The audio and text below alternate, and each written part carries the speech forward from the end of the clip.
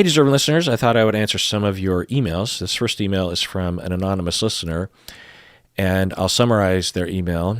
They're asking, why do people catfish people aside from trying to scam money out of them?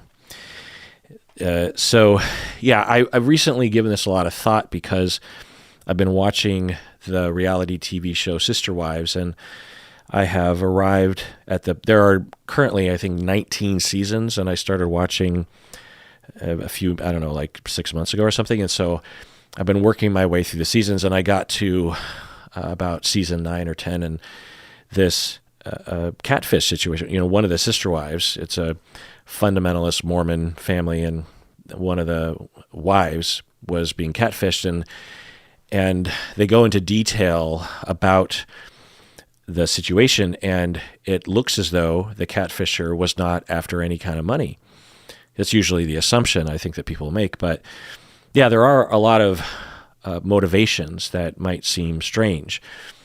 One motivation is that I'll get out of the way, which is fairly easy to describe, which is that the person is a psychopath or a sadistic person. They have a disorder that results in them actually enjoying harming others, and they also don't care about other people's feelings. So they'll use whatever method they can.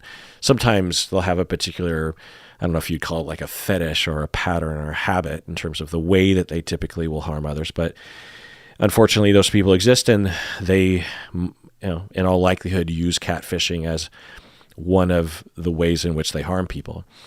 But that's pretty rare. Those people are pretty rare. But if you had someone who catfished, 50 people, well, one psychopathic catfisher could do a lot of damage in society, even if they were rare, right? Having said that, I would guess, and I haven't seen any research on this, but I would guess that a psychopathic catfisher would definitely try to scam money out of the victim, because they're known for how much of a mooch they are, how they will use others in that way, particularly around money, because they don't want to have to work for a living. So if we're just talking about people who catfish others and don't exploit for money, now the other possibility is that the catfisher is caught before they engage in the scam of money, right? Because there are different phases to the catfishing. There's usually a love bombing phase in the beginning, and then other phases moving forward. So there's that possibility. But there are other motivations as far as I can tell.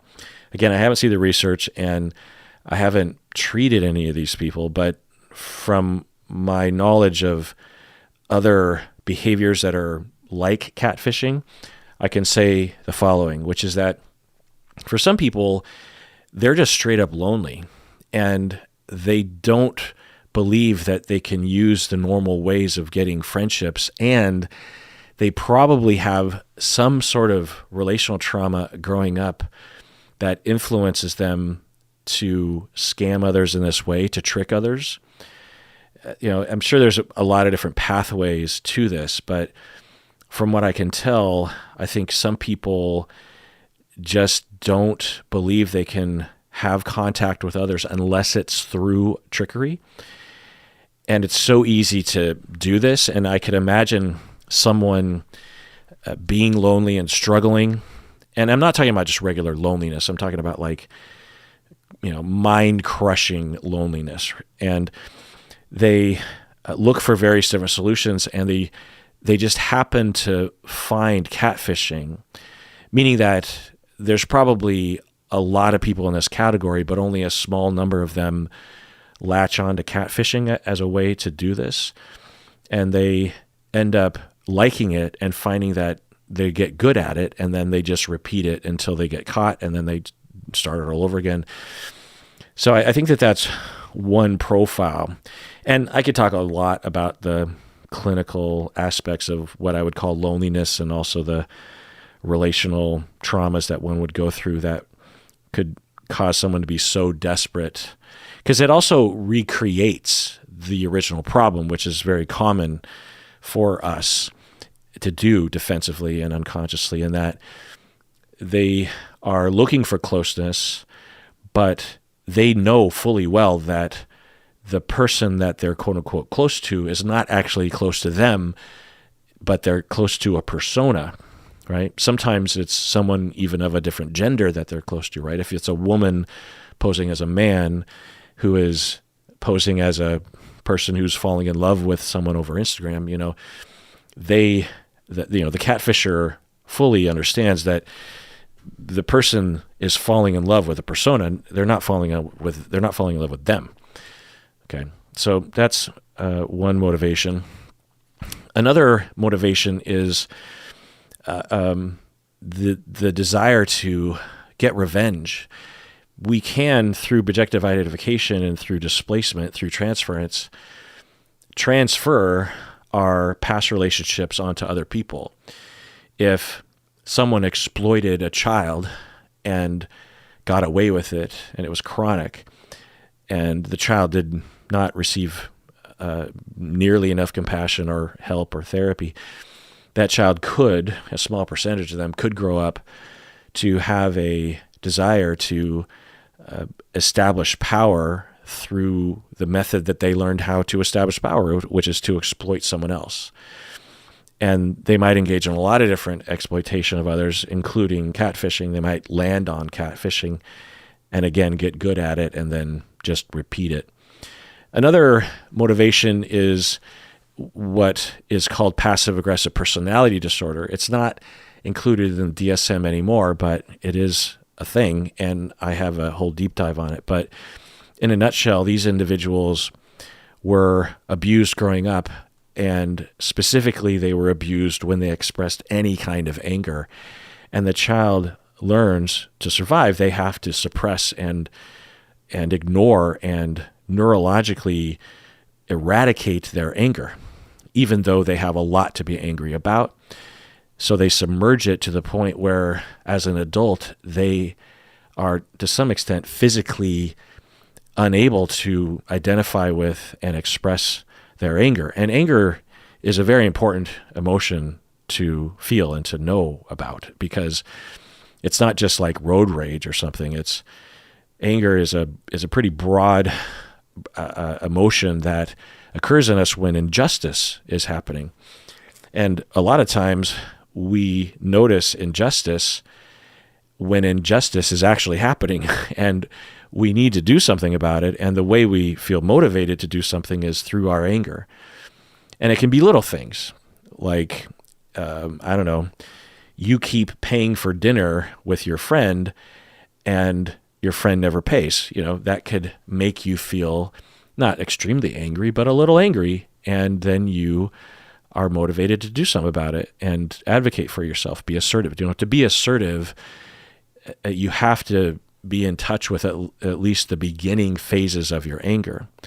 So with these individuals that they cannot express or feel their anger, they actually build up a lot of internal anger and a lot of rage, and they feel very unjustly treated because they were when they were young. But they aren't conscious of it, and they don't have an ability as an adult to work it out. So what they do is they become very passive-aggressive with their anger. They have hidden hostility. They're very hostile, but they hide it because they learned when they were young to express it is to incur the wrath of their abusive parent. And so they will find secret ways to express their anger, and it'll be so secret that the recipient, the victim, won't even know it's happening. And so one of the ways, of the millions of ways someone with passive-aggressive personality could enact their hidden hostility is through catfishing. They can express their anger towards their abusive parent indirectly, vicariously through an innocent victim online. Maybe even, if it was a mother that was abusing them, and say it's a heterosexual woman that is the catfisher, she might unconsciously target women that are middle-aged because they remind the person of their own mother, right?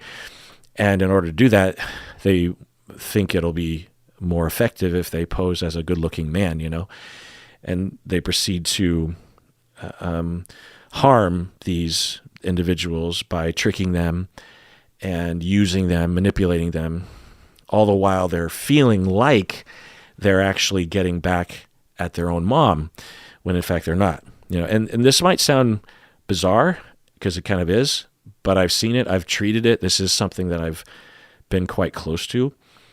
And I haven't seen the catfishing part, but I've seen other behaviors, like cheating on your spouse is a pretty common one. But another one that I've heard is they will be very, very close to their therapist, and they're transferring their abusive parent onto their therapist, which is normal. And as a result, all the baggage comes with that, and the client has tremendous fear and anger towards the therapist, even though there's no rational reason to have that. It's just transferred from their childhood. And therefore, they're angry at their therapist, and they're confused about it, and they don't know what to do about it. And they start to obsess about their therapist, and then they might drive by their house a lot and spy on them. They might stalk them online. They might figure out a way to hack into their Facebook, or they might pose as someone in their workplace and friend them on Facebook. Not necessarily to view anything in particular on their personal Facebook page, but they just want to invade. They want to secretly harm. Another behavior that I have heard is that they would break into their therapist's place of work, and they would hack into the therapist's computer and just look around. They wouldn't do anything. They would just feel like they were, consciously what they would feel like is they're just curious, and they just feel this compulsion to get close.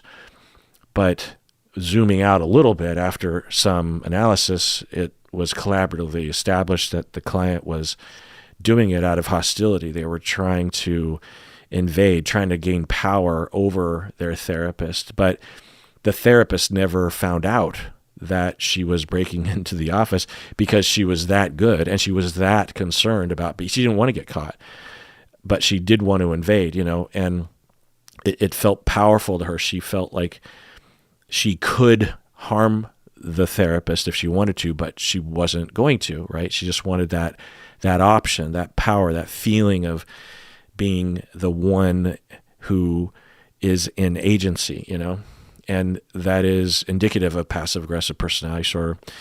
So that's another potential motivation for catfishing. And there are others, but let's move on to another email. All right, this email is from an anonymous listener. They say, "Is this unethical? Group therapy sessions where the therapists take videos and photos for the purpose of social media and for their website and for marketing materials. They usually provide a photo release for clients to sign, but I never sign them. But yesterday in group, they asked for verbal consent since they were late in sending out the form. I didn't feel comfortable with verbalizing my non-consent since it was on the spot." End of email. Yeah, this is a problem. I don't know if it rises to the sort of ethical violation that would result in sanctions on their license, but yeah, this is clear. And it's described specifically in our ethical codes that you do not exploit your clients for your own marketing. It's one of the con. That's obviously a pro. There's a lot of good to that ethical guideline and ethical code, but the downside is that with a lot of people going to Yelp and other places where you can review businesses to see who you should, there a lot of people go to Google reviews or to Yelp or something to find out if a therapist is good or not. And the problem is that generally speaking, people only write reviews for therapists when things go wrong, which is rare, but it's not uncommon to find a very good therapist that only has one or two reviews online, and both are not only negative, but like extremely negative. If you saw on one of these review sites for a restaurant, and there were only 2 reviews, and both of them were just like horrific. You'd probably steer clear. Well, with therapists, that's the case, because other businesses, what they'll do is they'll incentivize writing reviews, right? Or they'll encourage it.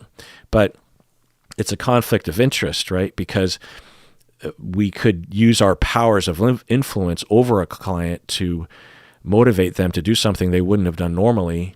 And we might even motivate them, manipulate them to write a good review when they actually wouldn't write a good review, you know? So it's a bit of a conundrum, but generally speaking, it's considered, at the very least, frowned upon, and might even be a legit ethical violation to engage in this kind of thing. But this is a little different, and this is pretty clearly also a problem, in that you're saying that the organization will send out a sign or send out a form to sign saying, is it okay if we take your picture for the following purposes? And then they'll take the picture and they'll post it. So on one level, you're like, well, people are given the chance to say yes or no, and you, anonymous listeners, will say no to that. And I hope that they don't follow through and end up taking a picture of you, which I could see, but it doesn't sound like that happens. But then you say that they come to group therapy and they're like, oh, we forgot to send out the form yesterday. Could I just get a verbal consent, going around the room? Do you consent? Yes or no? Yes or no?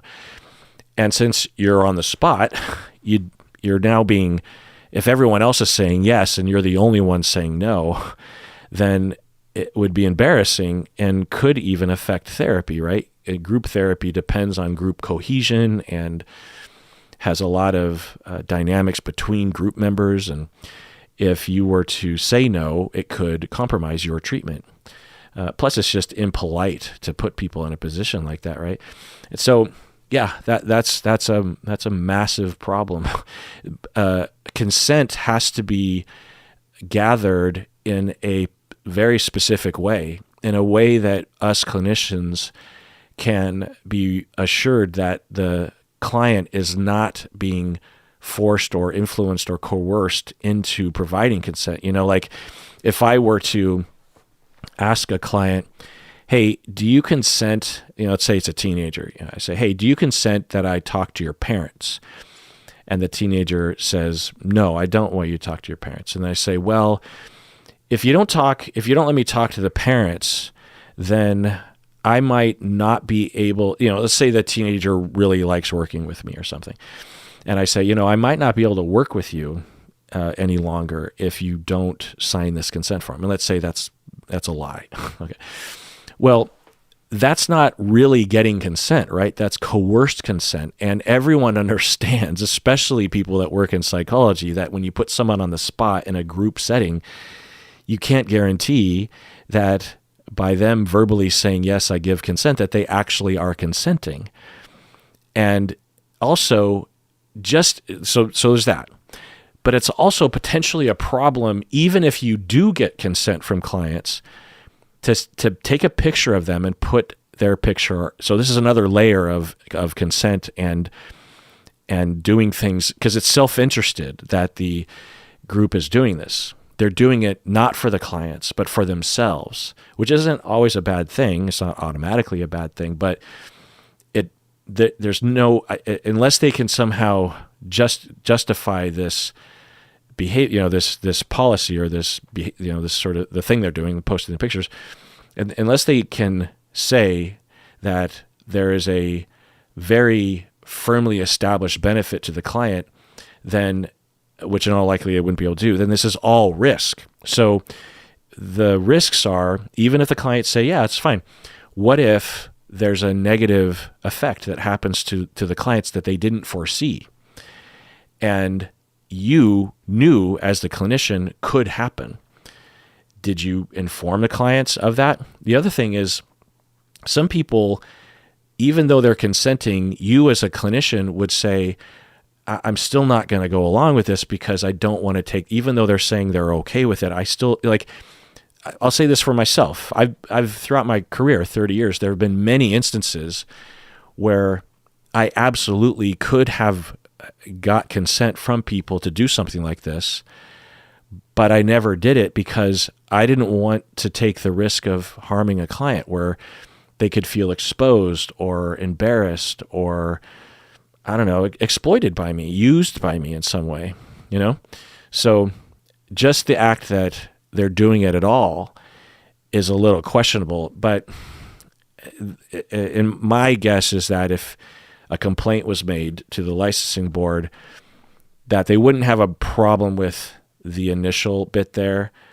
and they may or may not have a problem with the second bit. At the very least, you have absolutely the right to tell the group leaders that this whole thing, just tell them this whole thing, or even send them what I'm saying right now and say, okay, the other day I gave consent, but I didn't feel good about it because of the way it was gathered. And I asked this random podcaster guy who claims to be an expert in this sort of thing, and he said that it's not a horrific ethical violation, but it could be considered an ethical violation that you gathered consent verbally in front of everyone. And for my sake and others, I'm going to ask that you never do that again. And I don't feel good. I don't want to be used in that way, and I don't want to be pressured in that way. Anonymous listener, if you were to say that, on average, most clinicians would shit their pants. Not only because they'd worry about some kind of a lawsuit, which could happen, by the way, but also because most therapists just care. They don't want to hurt their clients, and they just didn't know or didn't think of it, or they got, they went down a certain road, slippery slope, like it started with one picture. But this is a thing that I see more and more over the last 20 years with social media and whatnot, where I'll even see like an art therapist that works with children will take pictures of the children and or their art and just post it on Instagram and say, look what my client drew. And there's so many problems with that. One, even if you got consent from a child, can we really trust that the child understands what they're consenting to? No. The answer is no. Two, some people will just post a picture of a client's art without even asking the client, and what they'll claim is like, well, I'm not exposing the client. I'm just taking a picture of this anonymous art. And the thing is that art that is made by a client is considered protected health information because it's stuff that happened in the process of doing therapy, of doing treatment with the patient, and should be considered like any other, thing in the file, like the client's address or the client's session notes or something. All that is in the and there's no HIPAA exception for things that happen to be of an artistic nature. It's all patient material that is protected, and it's just self-serving. As a person on Instagram, you're just, I don't know, what are you doing? You're showing off. I mean, I guess one could argue that you're promoting mental health or destigmatization or something, but at what cost? If a client were to find out, or if another client were to see that, or really just anybody, even if they don't work with that person, if they're to see that, they might think, oh, so therapists can just do that to you? You can go into session and open up your heart and just, vulnerably reveal yourself through, talking about something or making art. And then without asking, they're just going to post that on the internet because they think it's cool, or they just want to show off that. Like, I don't trust therapists anymore. And, that's a problem. And it's just not necessary. There's so many other things one could do. Along these lines, it's even a problem to just say, oh my God, I had a great session today. I mean, I won't go down that road. But yeah, what you're talking about, anonymous listener, is a problem, and you deserve to be treated better. Let's take a break. All right, we're back from the break. So I kind of want to do lightning round because it's that time of my life when I try to purge all the emails, because I was talking about in an earlier episode how we combined all the email docs into one doc, and there's a lot of emails, and so it's a big document, and it takes a long time to load, and it also lags a lot because there's too many emails in it. So I want to do a bit of a lightning round. So I'll summarize. Middle tier patron Laura from Munich, she emailed in and basically was saying that she wants to go to therapy, but in the past when she's been in therapy, the therapists will become frustrated with her after a few weeks or a few months because she doesn't open up very much. And also she wonders if therapists have the staying power or the wisdom or something to be able to stick it out. She also said that she can get this reaction even from her friends, that she can frustrate people and she can intellectualize too much. And she's wondering what she can say to a therapist. So what I would say is, I would just say that. I would just read your email or send it to a potential therapist and say, like, are you a good fit for me or not? Or what would you do with me, or that sort of thing? Because I've had clients like this, absolutely. I've had clients where I've been very, very frustrated with because of their over-intellectualization, and it's been chronic, It's been years of me just beating my head against the wall, but I don't terminate with them. And I manage my countertransference or try to come at it from a lot of different angles, but this is a well understood phenomenon in therapy, to the point where even Freud talked about it. He developed a small set of defenses, intellectualizing being one of them. So that's my answer to that question. All right, this next email is from middle tier patron Sophia from Calgary.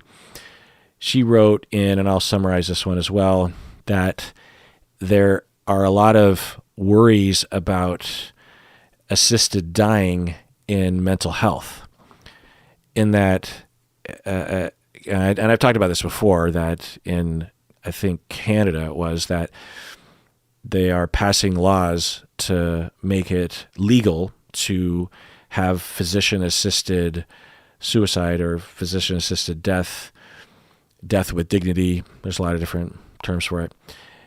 When a client does not have a terminal illness that will likely result in their death in the next 6 months or something. I can't remember the cutoff. I think it's 6 months. But might be even something like major depression, where they have treatment-resistant depression and they have been suicidal a long time and they don't want to take matters into their own hands. And if they can get two independent evaluators to say that the patient has tried all the different options and they know what they're getting into, they have the capacity to understand what they're signing up for, then it can be authorized by the state. It can be,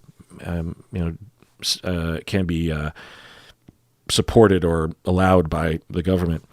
And what I'll say to that is that it's complicated. It really just depends on the standard regarding assessment, because I could see two scenarios. I can see an individual who just has a crushing case of treatment-resistant depression and has not enjoyed a single thing about their life for 40 years and is very close to taking matters into their own hands, but would rather not do that. For that individual, I would say depending on the case, they might be, in my book, justified in being allowed to have government-sanctioned death. And then you have another scenario where you have someone who is only moderately depressed and they're only temporarily wanting to die, and they haven't tried very much treatment, and the treatment they've tried has been they just by luck they got a string of bad clinicians, and this person could absolutely, if treated well enough, could absolutely find relief. Say they have an undiagnosed case of complex PTSD or something. There's a case like that, right?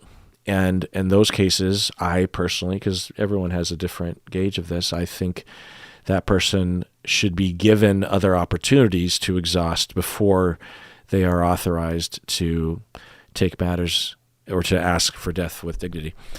But it all just comes down to where you draw the line there, because, is it within someone's right to die if they want to? It's an interesting question. And we have a really busted up society about this, right? People say like, well, what about if they have kids, that'll harm them? And but let's even just reduce it down to a very simple case where you have a woman, she has no kids, she has no spouse, she is distant from her extended family, and maybe her extended family are not really great people anyway. And then what? Is it okay if that person? So it's complicated, and we have a lot of taboos and a lot of fears, but I think that it's a good thing that these laws are being passed, because we need to start looking at this. And, let's say that there's a few cases or potential of cases where this could go too far.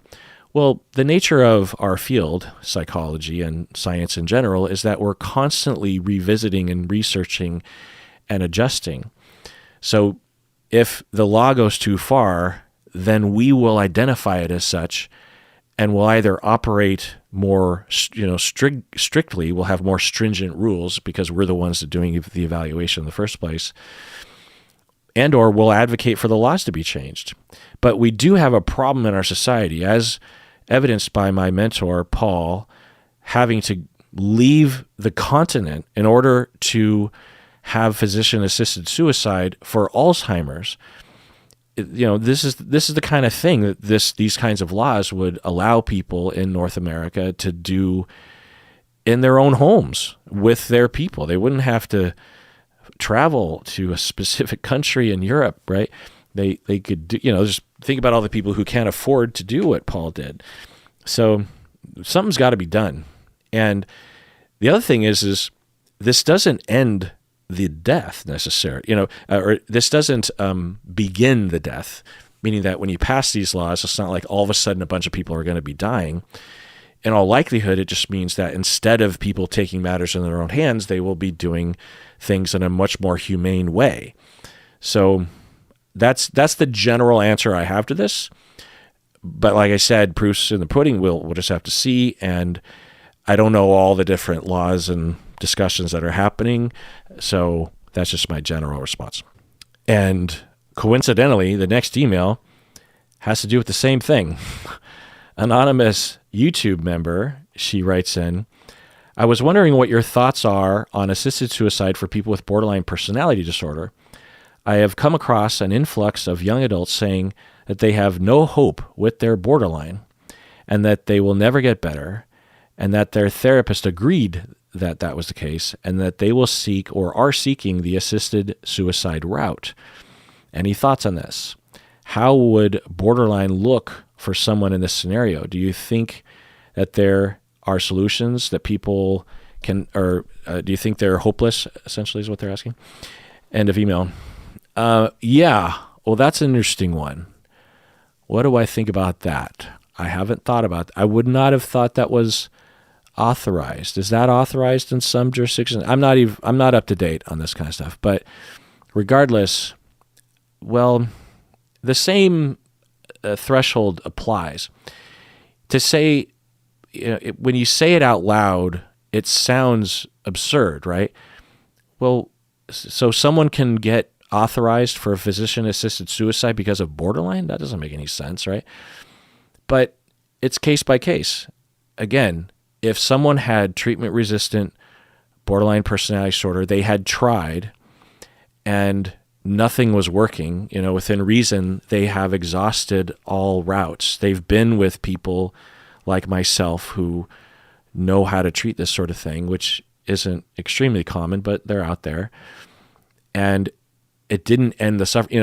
I guess one scenario that I could at least get behind would be that they were in therapy, let's say with me even, and I worked really hard and they worked really hard, and they did get a little bit better. And after 5-7 years, they just found that it was just too much.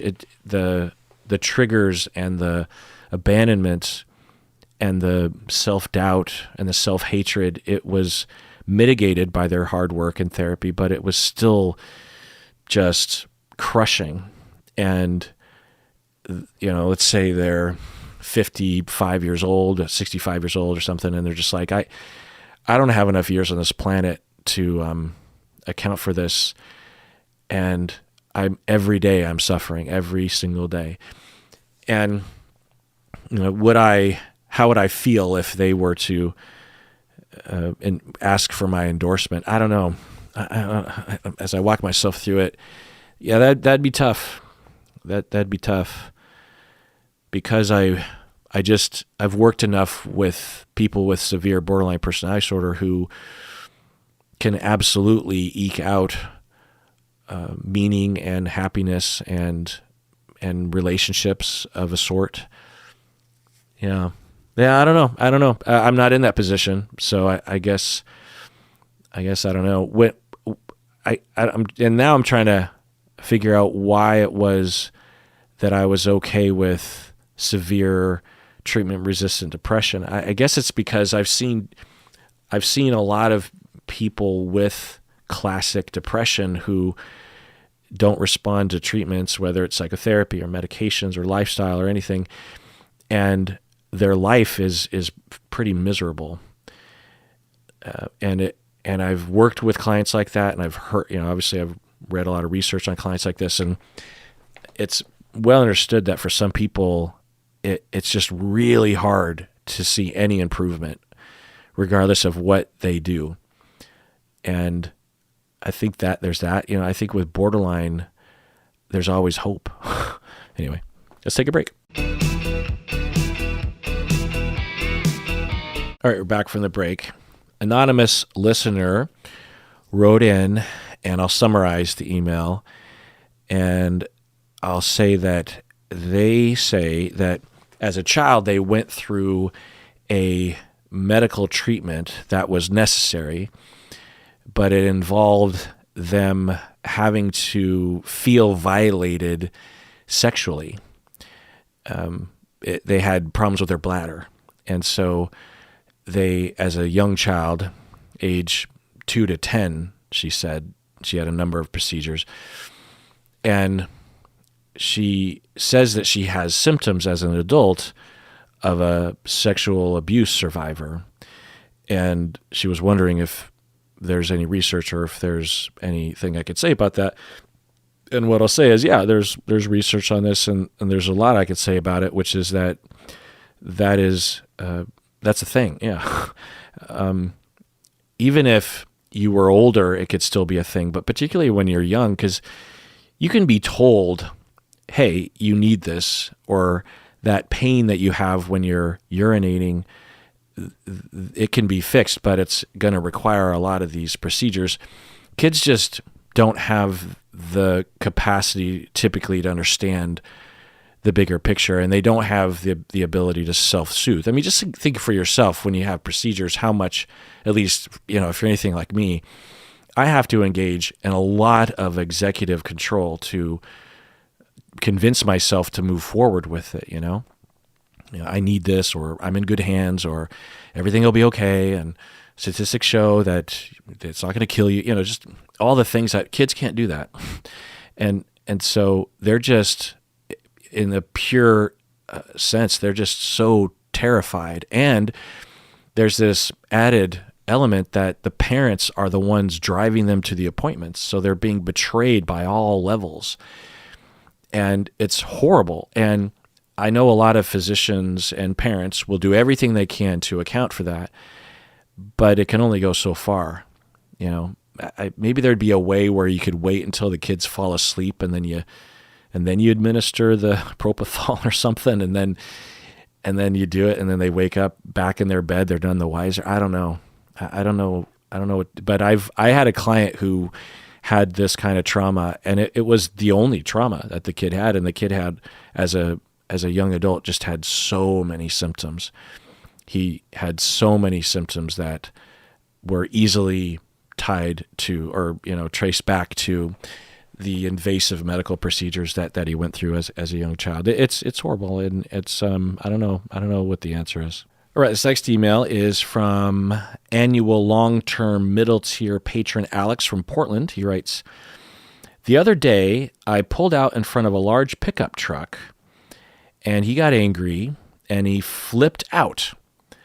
The other day, I pulled out in front of a large pickup truck, and he flipped out, which included him laying on the horn, opening his door and shouting at me, pulling up next to me and shouting some more, running a yellow light, making a revving sound, and blowing smoke out of his exhaust pipe.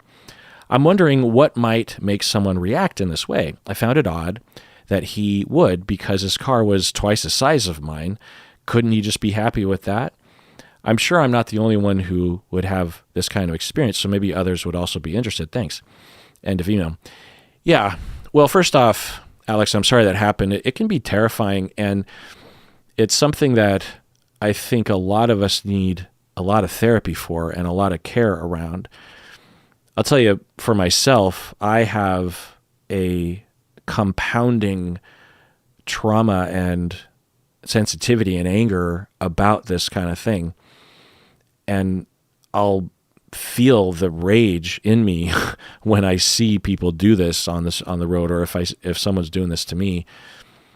For example, I've talked about this before, but I was in Ballard and in Seattle, and just near my house, and I came to a four-way stop sign, right?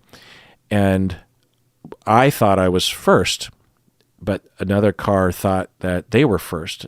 But either way, we were pretty, close in timing. And then I just went, and I have this policy of, because in Seattle, we're known for being overly polite. And so it's well known that when people come to a mutual stop sign, everyone waves everyone else on, like, "Oh, no, you go. Oh, no, you go. No, you go. You're first. You go ahead." Meanwhile, cars are backing up behind, and I get real impatient driving. And so whenever there's a tie, I always just go, because I figure the other person we're just going to be staring at each other for the next 5 minutes. So I usually just take the initiative and just go and figure this will save both of us time.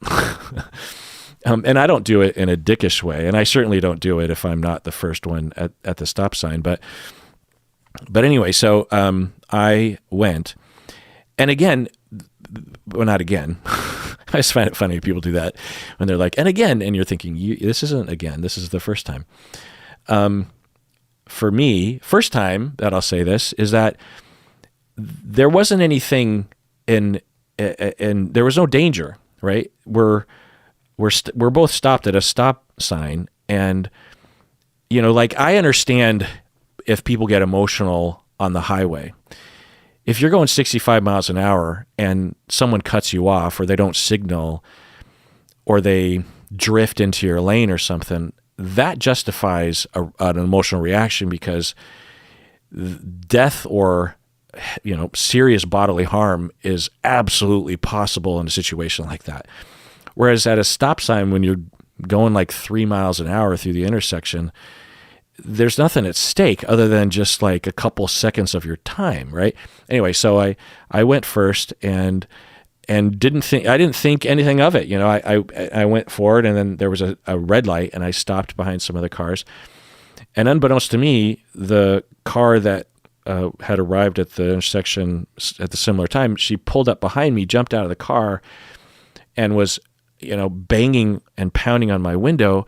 And she saw my face, and she's screaming, and then she called me a chink. And I remember just, wow, and it was so surprising and weird, and but it stuck with me. And now when I go to a stop sign, there's this residual thing with me. So anyway, it's rough, and I don't think, and like I'll see Stacy will come home sometimes, like some of the most, or maybe the most traumatized that I've ever seen my wife is in situations like this where she's attacked by a road rager, and I think we underestimate its toll. So Alex, I'm sorry that went through with that happened to you.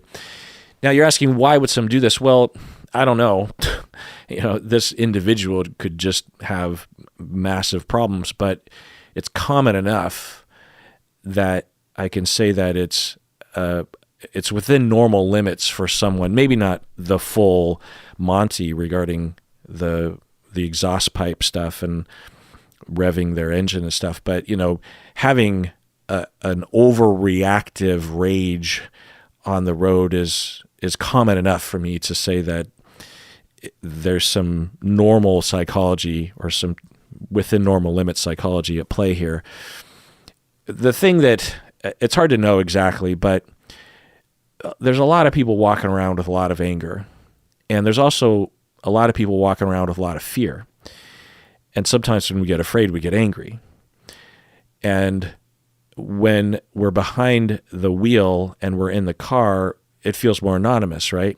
I always say this, that if with this same guy, Alex, if you had inconvenienced him in the grocery store with your grocery cart, I'm going to take a guess and say that he wouldn't have done anything. He would have just said, well, whatever, or just kept it to himself. But there's something about being in a car that makes us think all bets are off and that we can do. Plus, there's a high possibility with a lot of these cases that you're dealing with someone with PTSD or complex PTSD, where it's hard to imagine this given his demeanor, but it's very likely that he was routinely traumatized physically growing up. And as a defense against that, he bought the biggest pickup truck possible with the biggest exhaust pipe and the biggest, loudest engine as a way to make himself feel more safe. And then when you come along and you cut him off, it triggers him and he just flips the fuck out. It's so often my conceptualization when I'll see a Karen video or a road rage video, and a little bit of road rage is one thing. I've done that in my life, right? Where I've honked or I've flipped someone off or something. I'm not proud of it, and I don't do it as much anymore. A part of it is I just don't drive much anymore. But a little bit of it, brief moments of screaming in your car, just like, fuck you. That's one thing. It's another thing to do what this is, right? Where it's just like sustained and there's no end to it. They're unglued. And we all understand that there's a lot of people walking around in our society with severe trauma that has not been treated.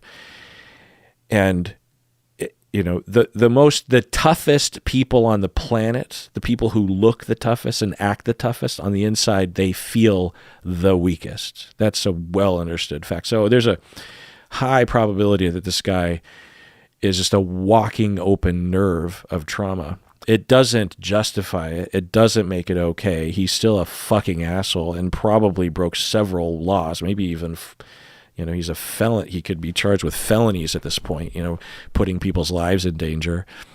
And that doesn't make it okay, but it does explain it to me. All right, this next email, anonymous patron and YouTube member, they wrote in and said, I'll summarize it for time's sake. She says that she is in therapy with her husband, and the therapist met individually with the husband and wife, and the therapist told anonymous patron that she believes that her husband is abusive. And anonymous patron also said that previous individual therapists also said that he was abusive. But now she doesn't know what to do because she is holding this secret because the therapist has not said that to the husband. And she says, what are your thoughts on this situation? Do you have any feedback on how I could potentially navigate this? End of email. Well, it's tough, and we have to ask ourselves what the goal or what outcome we want. The outcome we want is for you not to be abused anymore. how do we get there?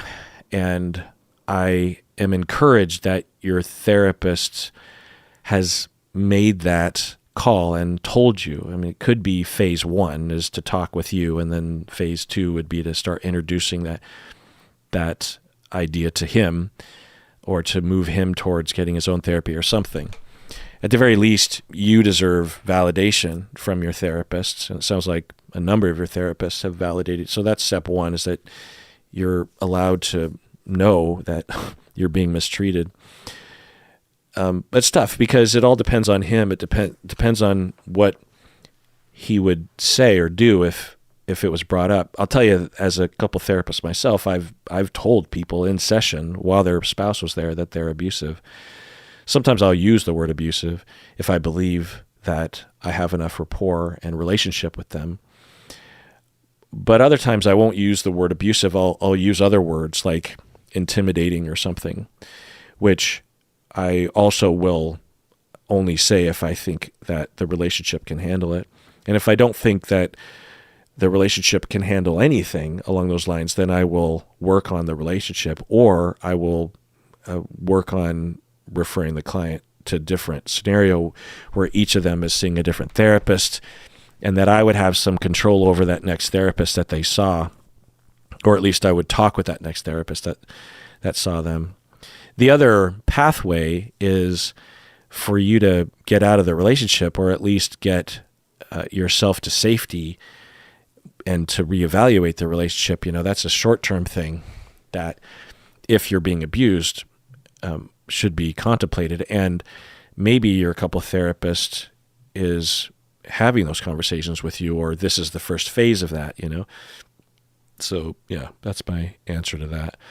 And I'll also say that I've done this kind of thing where I've talked to a spouse privately and said, by the way, I believe that you're being abused based on everything that I'm hearing, and here's why I'm telling you, and here's my plan. And then I will, depending on the situation, I will set out to work on the abusive client slowly over time in the ways that I was saying earlier. But I want the victim to first understand that I see what's happening, and that I want them to know that this is happening so that they can protect themselves, or they also can be assured that I see it for what it is and that I'm not dancing around it. You know what I mean? Or the abusive client is not tricking me into thinking that it's not happening. I would want the victim to know that very quickly. So that might be why they did that. All right, and this next email is pretty interesting. Annual middle tier patron Madi from Arizona, they write in and say, "Hi, Dr. Kirk. I found a copy of the MMPI 2 the other day, and I decided to take it." Just chiming in. So this is the most used personality test in the psychological world going on. And so I found a copy, and I decided to take it for myself. And swiftly, I ended up regretting my life choices, because based on what I was deciphering in the interpretation guides, it looks like I have some scores that suggest malingering. For example, FP was in the 70s. I know I am not malingering, but it was weird and uncomfortable to look at. Can you give me some perspective and maybe talk a bit about this test and some of the interesting and challenging aspects of interpreting it? End of email.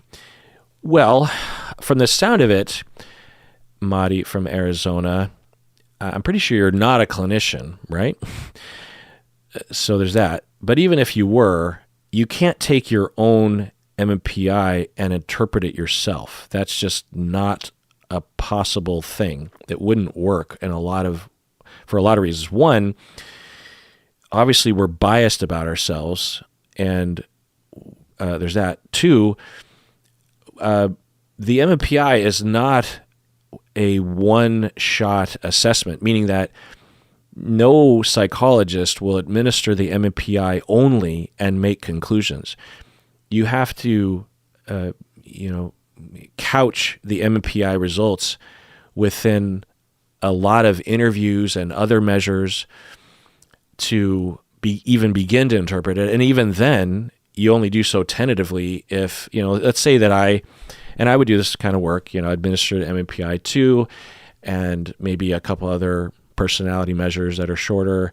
I do interviews with a client for, let's say, 3 hours. I talk with maybe their spouse for another hour, and maybe there's a police report or something, I don't know. And I gather all that information. That's a lot of work. Even then, I would say, I really don't know. Here's my guess. And this is part of the reasons why I didn't really like this work, because for me, when I'm evaluating people's personalities, it might take me months, if not years, to feel confident in a conceptualization, particularly when it comes to something like a personality disorder. So I just didn't like that kind of thing. But even, outside of that, even with people that do like this kind of work, they also will understand that, it's limited. But what you're saying is you administered this to yourself. You're also not a clinician, so you don't understand how, I don't know how you got your hands on it. I'm guessing it wasn't a legit way of getting your hands on it, because you typically have to pay a lot of money for it. And maybe you bought it through legitimate sources, but anyway, and then you have what you're calling an interpretation guide, but interpretation guides are not going to teach you how to interpret this test. You have to study it in graduate school. You have to be supervised in your first administrations of it and first interpretations of it. Even then, your professors and supervisors will probably tell you that half of your analysis was off base. And so that's what I'll say about that. But if we're just going to look at what the result was that you had one of the validity scales was elevated. And that specific validity scale has to do with over-reporting. And, in the 70s, it's pretty high. So it's not a minor elevation.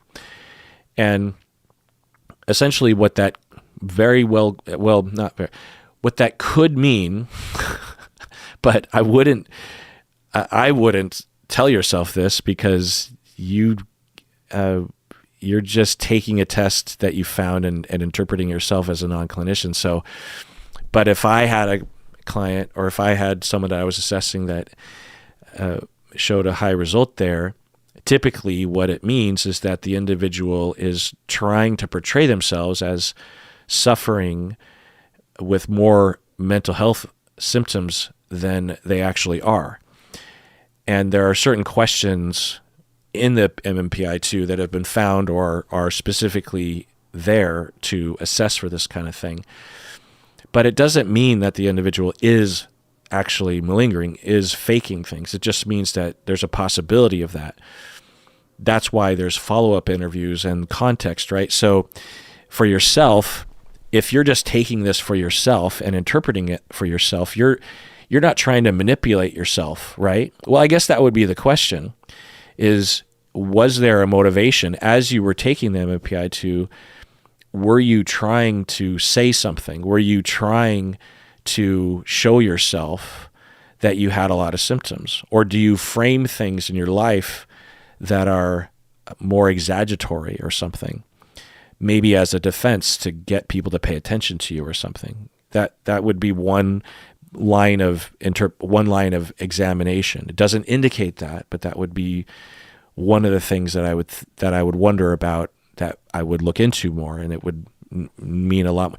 Typically, that validity scale has elevations among people that are trying to manipulate the evaluator to do something. Like if, let's say you have someone that is suing someone for mental damages, right? And they are being evaluated by the other side to see if the plaintiff actually has mental health symptoms. And so the plaintiff over-reports mental symptoms because they're trying to get money out of the defendant, And so that's, but so if I had an elevation in that validity scale and I was in that context, then there would be a fairly easy hypothesis given the context. But your context is so specific and doesn't have any of those secondary gains or those kinds of motivations. You don't have that risk, right? I would assume. Because even if you were in that context, which you're not saying, which I'm guessing you're not, but even if you were, this would be inadmissible because you're administering it to yourself, So yeah, I would just, and okay, here's what I should have said from the beginning. I've administered a lot of these tests, and I've taken a lot of these tests, and I'll tell you that they have some weird results sometimes. There are some, and every psychometric expert understands that, particularly when it comes to personality assessments, and MMPI included. There are some wacky results that'll change from from each administration to the same person. And we know that the person is trying to fill it out in an honest way. Like if you're administering it to your friend for practice or something and you do it twice, you might get two different results, and there might be some really weird spikes.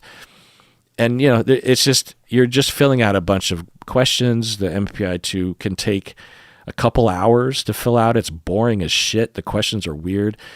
And, maybe you just got a little off on a few of the questions.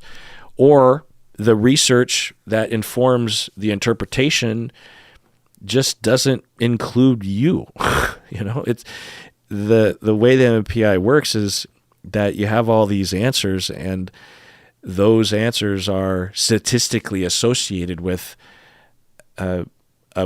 personality issues or with psychopathology or with malingering. But those are just predictions based on past data, and there's an error bar. And so there's a possibility that you're just outside that error bar, or within the error bar, whatever the way I should phrase it. Then that's why you can't just take the test and look at one spike and go, I know the situation, because the test is, there's a certain probability that the test will show results that are not reflective of reality, or vice versa, that there will be an issue and it won't show up on the test. So disregard it is my short answer to the question.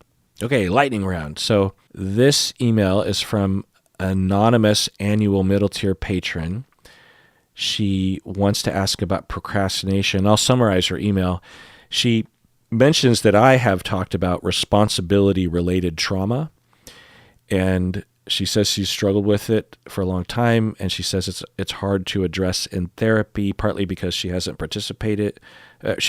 articulated it in a very clear way, and she says, but in some ways this doesn't fix anything because the child part of me still wants to reflectively rest.